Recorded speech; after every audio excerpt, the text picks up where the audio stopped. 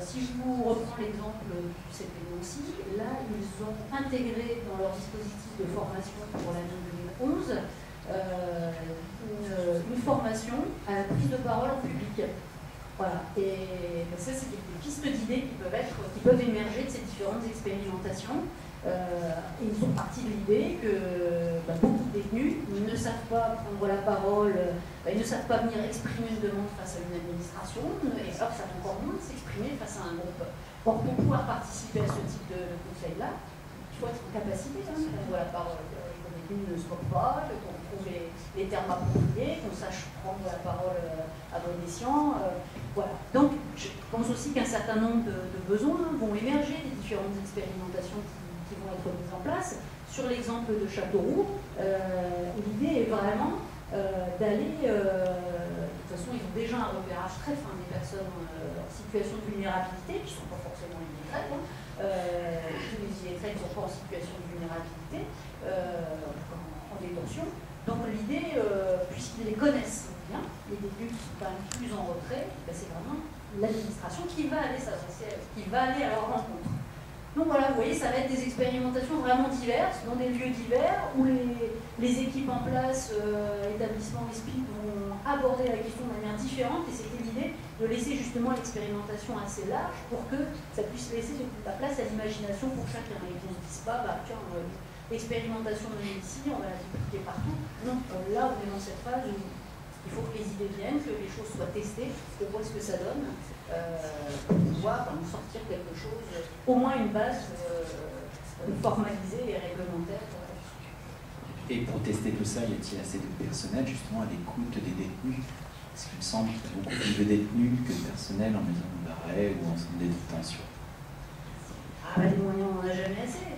Donc forcément que si on avait plus de personnel, que ce soit des personnels de surveillance ou des personnels d'insertion et de probation, certainement que les choses pourraient se développer peut-être à une autre vitesse ou à une autre dimension. Maintenant, voilà, on n'est pas une administration différente des autres, on est dans un contexte économique que vous connaissez aussi, qui n'est pas spécifique au milieu pénitentiaire, qui est celui que nous connaissons les uns et les autres. On est quand même une des rares administrations qui va continuer à créer des emplois l'année prochaine. Donc voilà, c'est jamais assez, c'est déjà mieux que rien.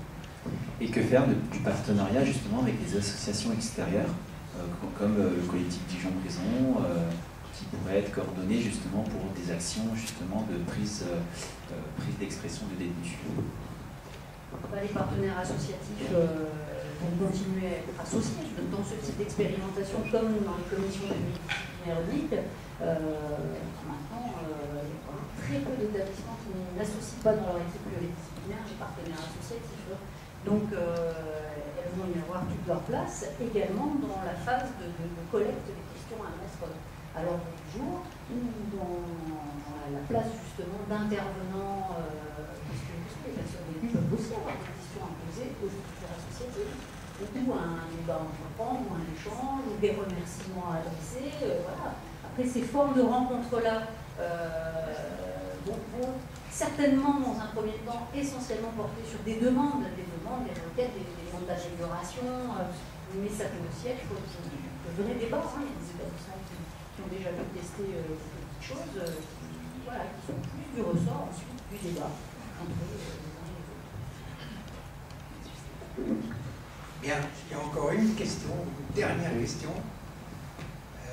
Sinon, moi j'en ai une quand même, parce que quand j'écoute ça, moi qui suis pas vraiment informé de ce qui se passe, mais par les médias, etc., quand on sait que les gens vivent dans 9 mètres carrés, parfois plusieurs, qu'il y a en prison un taux assez élevé de gens psychotiques qui devraient être en hôpital, psychiatrique plutôt qu'en prison. Vous disiez tout à l'heure, ils pourront s'exprimer de façon sereine. Je ne vois pas très bien, parce qu'il n'y a pas des choses bien plus urgentes à faire que de discuter sur ces points-là. Je veux dire, les responsables, les députés, certains députés hurlent parce que vous avez 4% d'augmentation de votre budget, que c'est notoirement insuffisant par rapport aux besoins, vous ne pouvez pas moderniser les prisons avec ça. Est-ce que tout ça, c'est par l'heure, cette histoire groupe de pilotage d'expression par rapport aux besoins réels de la population carcérale? Le sujet est celui-là, l'expression collective des détenus. Maintenant, il y en a plein d'autres qui sont en chantier.